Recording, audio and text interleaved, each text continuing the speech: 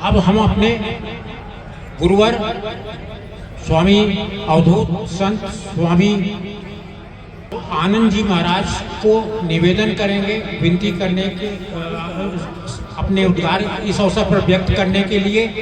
उसके पूर्व मैं ये उल्लेख करना चाहूँगा कि स्वामी आनंद जी महाराज जो है, आप हमारे दीक्षा गुरु भी हैं। मैंने सपत्नी का आपसे दीक्षा प्राप्त किया है, एक बार तालियां बजाएं।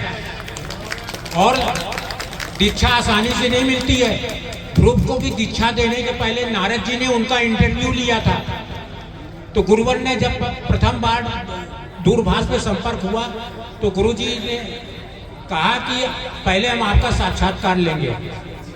एक दिन मेरा और अगले दिन मेरी पत्नी का, दोनों का साक्षात्कार लिया और तार्किक ढंग से जब आप संतुष्ट हो गए तब आप तैयार हुए।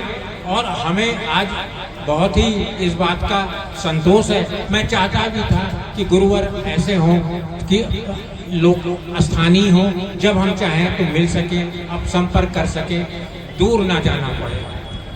और वो हमें हमारी सारी इच्छाओं का पूर्ति हुआ। आपने हमें कृपा पूर्वक दीक्षा प्रदान की। समय समय पर संपर्क और दूरभाष पे बात होती रहती है, आपका मार्गदर्शन मिलता रहता है। और प्रतिदिन प्रातः स्मरणी गुरुवर का हमें दर्शन होता है। फिर उसके बाद अपने आगे के क्रियाकलाप शुरू होते हैं। मैं विनम्र अनुरोध करूंगा स्वामी आनंद जी महाराज से कि आज इस पुनीत अवसर पर, पुस्तक विमोचन के अवसर पर, आप अपने उद्गार और आशीर्वचन हमें यहाँ प्रदान करें।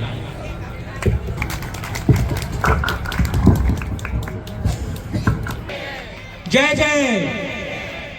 जय जय का अर्थ है, जय का अर्थ गुंजायमान होता है। तो एक बार जोरदार बोलिए, जय जय।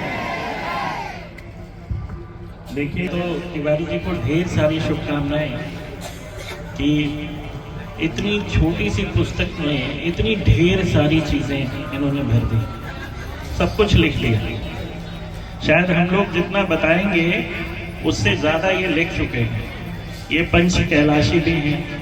ये भी बहुत बड़ी बात है कि इस अवस्था में, इस एज ग्रुप में आकर 5 कैलाश की यात्रा कर लेना, ये भी बड़ा असंभव सा है। हम नहीं कर पाएंगे, इन्होंने कर लिया। हम इनके गुरु जरूर हैं, लेकिन ये यहाँ तक पहुँच गए।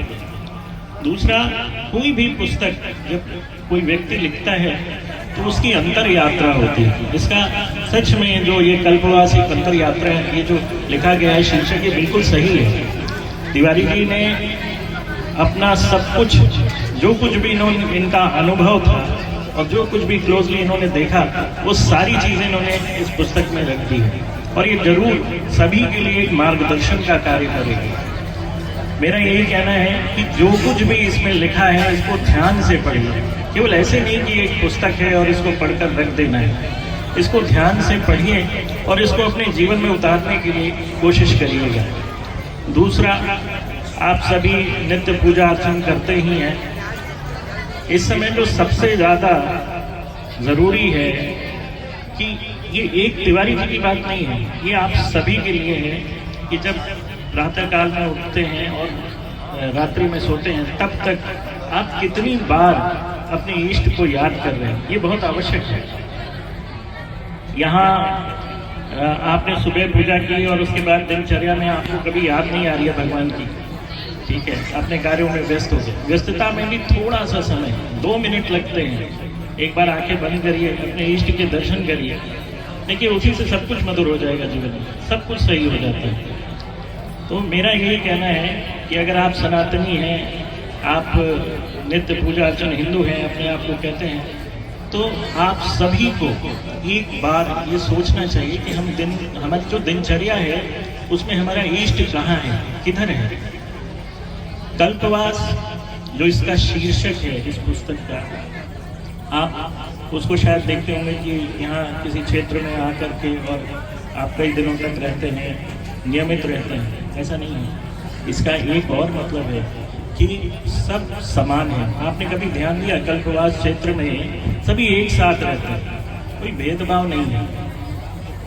तो मैं पुनः तिवारी जी को बहुत बहुत शुभकामना देता हूँ कि ऐसी रचनाएं ये पुनः करते रहें। अभी मैं पढ़ रहा था इसमें, और बाकी इसमें जो लास्ट में छोटी छोटी कथाएं इन्होंने लिखी हैं वो बहुत ही अच्छी है, तो सभी के लिए प्रेरणादायक बनेगी, हमको पूरी उम्मीद है। और आप लोग सब लोग पढ़ेंगे भी, ये भी मैं आशा करता हूँ।